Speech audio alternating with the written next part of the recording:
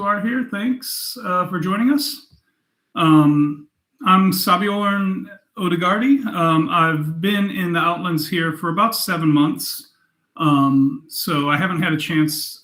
Here is the Blue Iris Herald, but I have served as Royal Herald of other kingdoms. And that's kind of what I wanted to talk about today is the process of being a Royal Herald. And that there is more that goes into it than just holding a court, than just talking loudly. There's kind of an art and a science that goes into it. So it's all that background work that makes being a crown successful that we want to talk about. And we shouldn't be taking positions out of self-ambition necessarily, but when we think about different activities of our games, I know we do. A lot of people will tend to think about, well, what am I doing? And I just want to say that there is an art, as I said, to it, but there's also a service that goes into it. And what I mean by that is there's art in being able to vocally entertain people, to project, to hold people's attention, but to do so in a way that doesn't put us at the center of things, but keeps the focus on those people who are receiving the recognitions and being honored. But to do that effectively, there's a lot of work that goes on in the background, a lot of organization and communication that has to happen. And that's in a certain sense, part of the service that we're offering, that we're doing. And that's where I'll focus a lot of this discussion at. And if people have questions or comments as we go, please feel free to let me know. What I would say is I think it's important, rather than just jumping at the first time you're asked that, I think it's important to really talk to your royals if you're asked to hold a position like this. And I'll be framing a lot of this in terms of being a royal, a crown herald, the Blue Iris Herald for us in the Outlands. But these principles really apply also to baronial voice heralds. And when you're asked to take one of these positions, I think it's important to talk about expectations, talk about communication, to make sure that personalities align.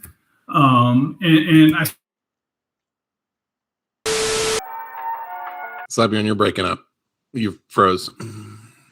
My years in the SCA, who has a long history of being a crown herald, being miserable for a reign because of unmatched expectations and personalities with the person he wound up serving.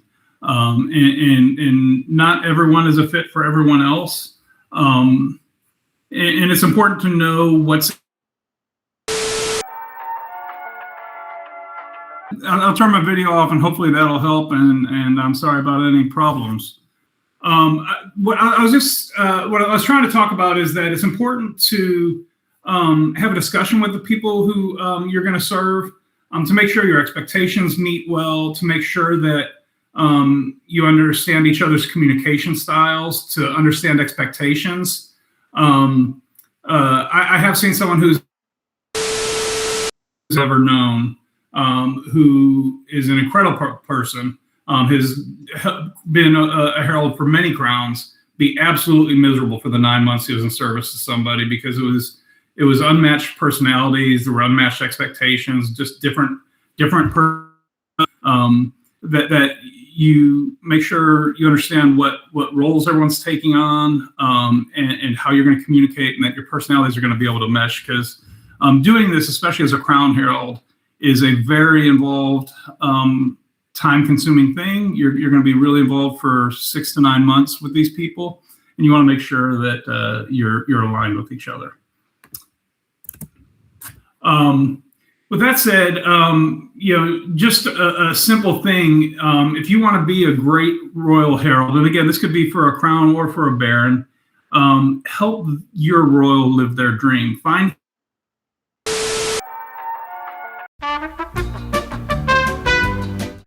jumping in from here, and again, apologies for the technology issues, but hopefully we'll be clean from here. I just want to say from here, I just want to say that being a good herald, it helps to try to make your royals feel special. What some people have a high persona play. It might be fitting in bits of poetry or entrance that tie to their personas. There's a lot of different ways you can do, but do things to help your royals feel special and help them live their dream. And part of that also is crowns and barons give so much in being in those roles. It's very draining. It can be difficult at times. And being organized and being there to help them with things can help their experience immeasurably and can help the reign run a lot smoother. But ultimately, while we're up there being loud and trying to hold people's entertainment and make people feel special for the recognitions they're receiving, we shouldn't be the center. Don't center yourselves. I've seen people who have a lot of good vocal skill and entertainment skill, but who can almost make it more about them, and that's not the purpose of being a herald. We're there to recognize, to be the voice of the crown, but ultimately not to put ourselves in the middle of things. Next slide. While we want to do a lot to help lessen the burden of those we're serving, don't kill yourself doing it. The 6 to 9 months of being the voice of a crown can take a lot out of you, and self-care is important for us as well.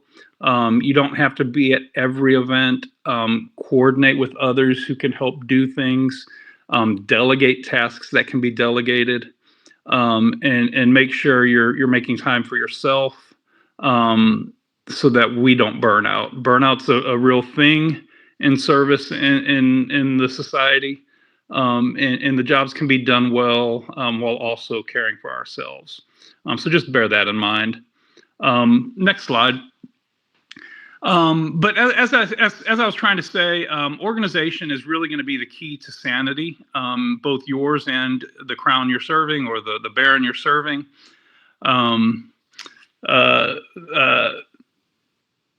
It helps things run smooth. It takes away stress. It makes day of so much easier. It makes the court itself so much easier. Next slide. And go ahead and hit one more bump, and there you go. So part of that is organizing ourselves. And what I do, both in my email and on my computer, I'll start folders specific to the reign. And so the reign of Jim and Bob the First. And under that, I'm going to have subfolders for overall reign or kingdom issues. Every event is going to get a folder, and then an extra folder for war / interkingdom communications or issues. And that way I can you can keep yourself organized. We'll talk about kind of the process of doing this, but if you need to know if you had coordinated with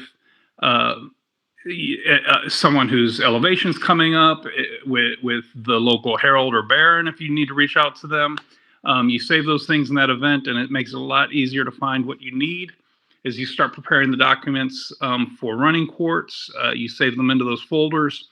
Organization helps keep us sane. So the process of running a court, of being a herald, starts a long time before the day of an event, though, and that's kind of what I want to walk through for a bit then. If we'll go to the next slide. If I have an event coming up 1 month out, I'm going to start reaching out to anyone who has a peerage ceremony going to come up. You want to reach out to that candidate and check it with their with things that they might have desires for regarding their vigil, their elevation ceremony, the people that are going to be speaking for them, for their preferred title. We do have a standard script for ceremonies, of course, but I've seen a lot of people who will want to do something specific to their persona and kind of craft a unique ceremony for themselves, that's something we can work with them on. But it's going to take coordination. It's going to take speaking to them. It's going to take checking on these things with the royal you're in service to make sure that they're okay with those changes and that they're on board. For speakers, there's crowns who are hard and fast. These are the set people, and you get one of each. And there's others who are willing to allow for some variation on that, whether that's multiple speakers, or I've seen additions of people wanting to have a member of the populace speak for them, or certain other things. Kingdoms with the principality might add people from the principalities sometimes. So you're going to coordinate who they want speaking for them, and coordinate all of this with your crown and make sure you're getting that checked off on.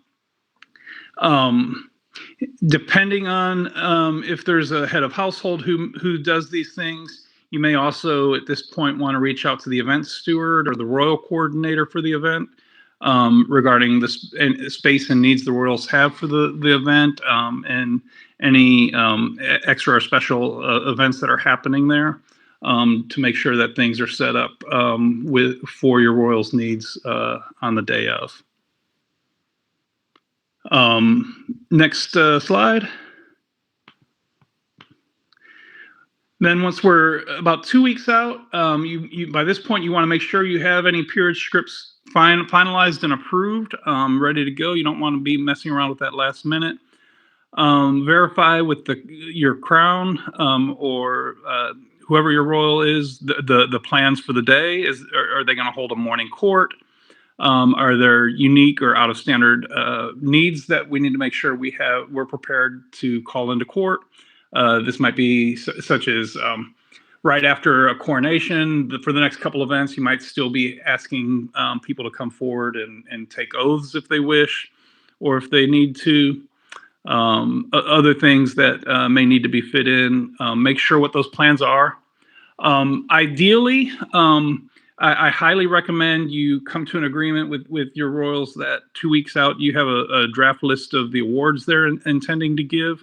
With 2 weeks to go, there might still be time that could change, but that helps us to be ready to check pronunciations on names, to prepare. The next thing I recommend you start working on a draft order of ceremonies to have kind of a draft of how you're going to organize and run the individual courts that are being held. And then go ahead and check in with the local herald. A lot of times a local baronial herald may be new in the role, or they don't do it as often as, say, a royal herald does. Make sure just that if there's any questions they have, make sure they understand the expectations of how the two of you are going to interact. Next slide. When you're a week out, again, you want to recheck in with your royals for any last minute changes or additions that need to be made. You want to kind of check for and note any pronunciations and preferred titles a final time. Some things I've found that are helpful is the ones I struggle with sometimes are Celtic names. You can go onto YouTube and search how to pronounce blank name. And there's a lot of times there's short videos on that. Another thing that can be helpful is to just reach out to the baron and baroness of the local group, if there is one, and say, hey, Your Excellency Jimmy, I'm calling so-and-so into court. Can you help me make sure and check the pronunciation on this name, so that I'm respecting them. And that way you're not it hopefully isn't something that's going to get back to them necessarily. But you're making sure that you're understanding how to pronounce that person's name, so you're respecting them in that moment of their recognition. At this point is when I'll prepare my script with any needed ceremonies. Of course, if there's going to be elevations or other things, you need the script and text of those. I've seen different people use different methods for this. I've seen people who use digital methods to run their courts, and that's great. Personally, I like to get sheet protectors, and I print mine out because it makes it easier for me for last minute editing and reorganization of things. Personally, and then I'll have a leather folder or binder of some sort if there's not a royal one to hold those. But prepare your scripts. And then what I find helpful is to have 2 clean outlines printed out, just bare bones of the order of ceremonies, and in particular, the planned awards that are going to be given out. And I'll get into why in a moment.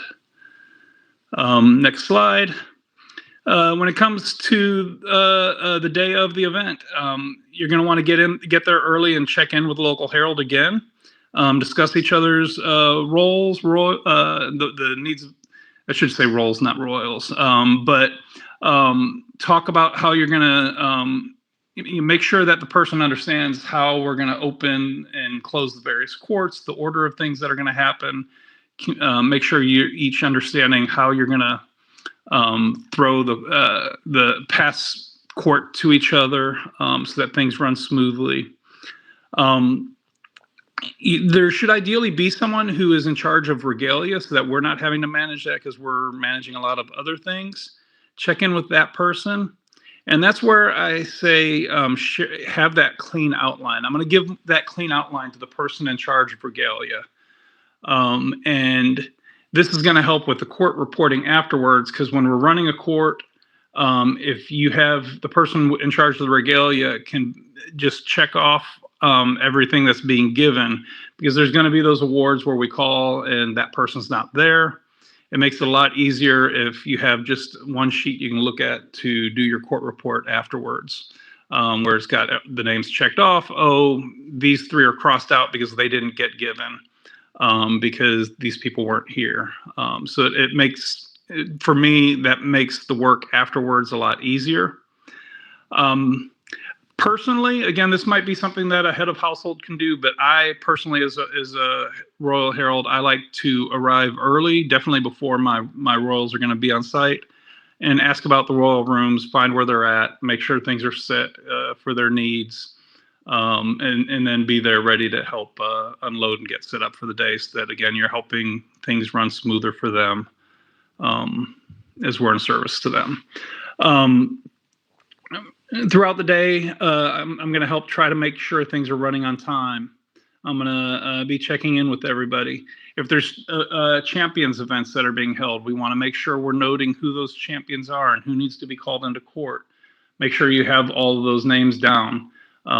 Most of the time, though, you'll need both the previous champion, of course, because they're going to be called in to give up their regalia, maybe talk about the event, the tournament that was held, and then you'll be calling in the new champion. So make sure you have those noted on your outlines, and so you know who you're calling into court.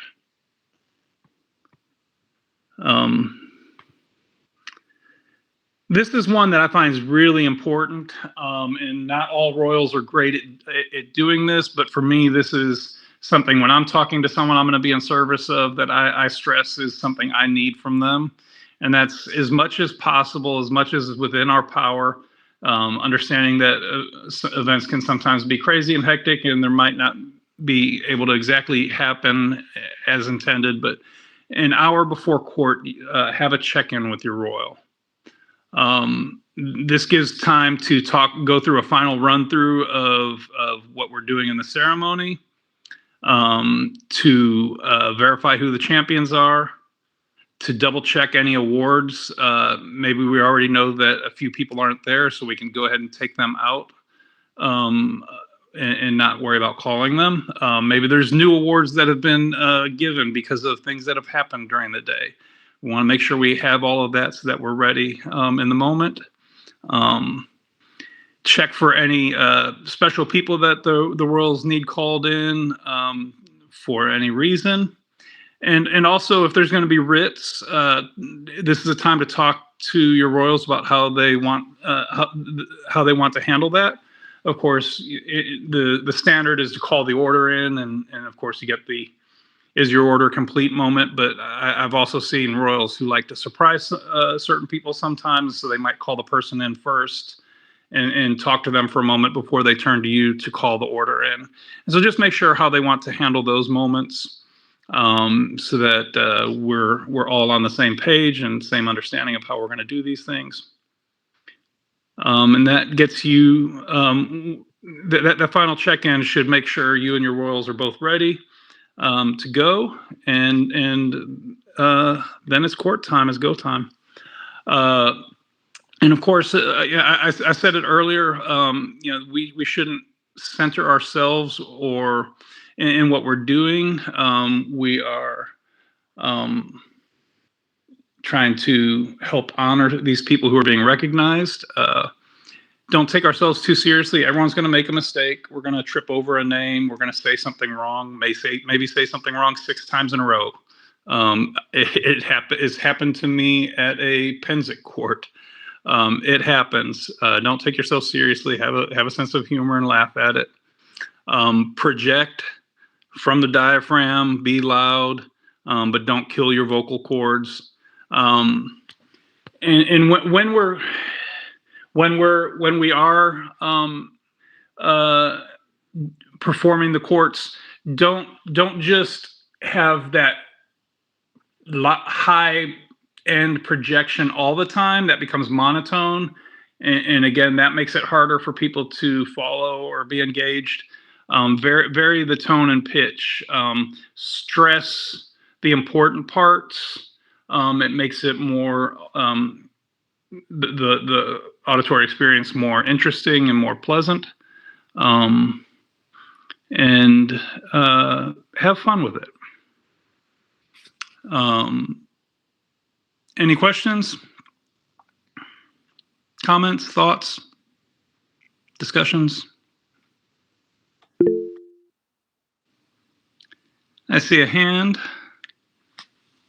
Okay, so 2 things. One, could you make a short version of that, but a one that you hand to the royals or the baronial guys, whoever? Hey, this is something good to give to your herald. Here you go. Not that I've worked with some guys. I don't do herald stuff. I can't enunciate people's names, but I get caught in the fact that, hey, we want this, but we don't get this kind of stuff. Is that something the personal herald should work on, or is it just something maybe we have a standard copy we give to all the crowns and be hey, give this to the blue iris. It'll be super useful. Of what the outlines for courts look like, you're saying? Basically. Yeah. I mean, I have because I do say organize things. I have tons of examples of how I do that, and I'd be happy to share that with anybody who is interested. To kind of see what I mentioned having my personal script that I run the court with, as well as the more stripped down outline for the other people involved, and I'd be happy to share examples of those. I think it's cool. Thank you. Very similar to what Grani did when she did it, but it's just the more people we get on that same page, the more that makes stuff easy. Yeah, absolutely.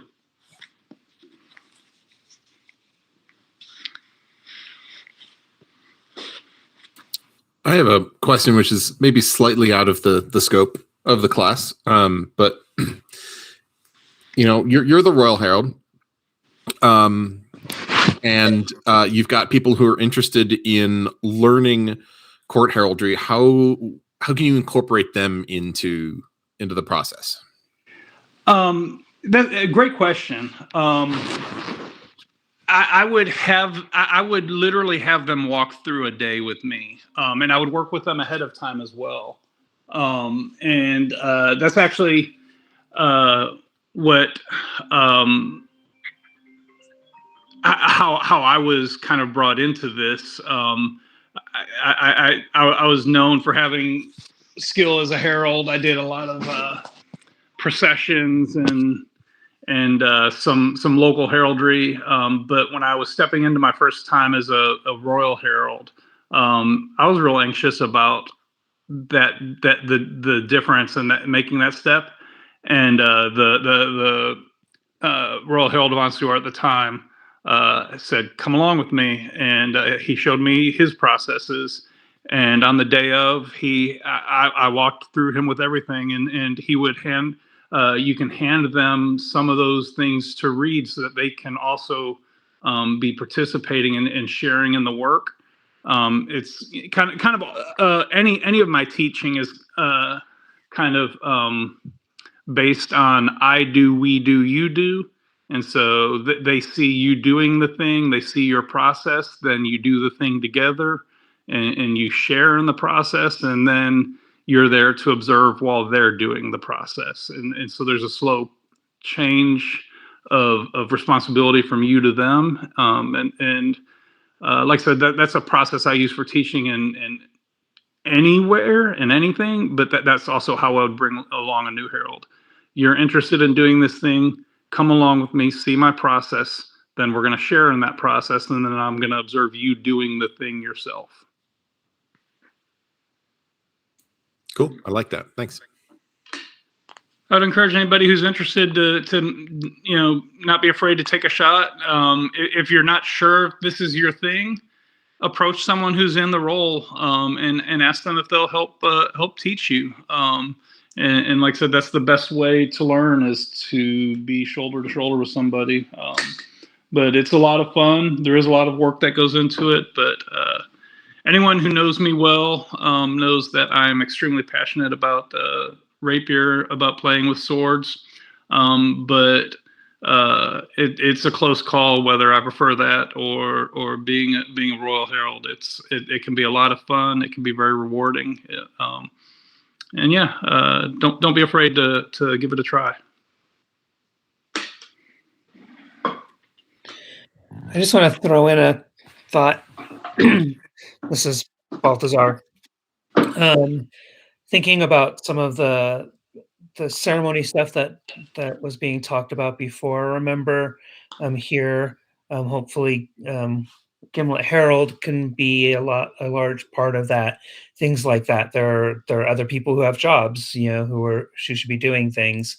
When you're getting to some of the bigger courts and things, sometimes different white stags do more than others. When right after I became white stag, I ended up doing a lot of the court heraldry and front of ed events that I was there, instead of the blue iris, that sort of thing. So, communication with all the different players is good. And crowns that have done it more have a better idea of what they want to do than sometimes than crowns who haven't done it before, and things like that. So just lots of communication. Absolutely. Communication and organization is how we do a good job. And it's great when one person doesn't have to do everything, when you are able to shoulder the load with others. Okay. Well, thank you so much, Sbejorn, for teaching. I've never been a Royal Herald and only dabbled in a little bit in Royal Heraldry, so this was very helpful. Thank you very much. I appreciate it. Absolutely. Thanks, Andres. All right. And I guess whenever Sbejorn's ready, Jose, you can stop the recording, and then it's hangout time until the next class on the half hour. We can go ahead and stop. Thanks.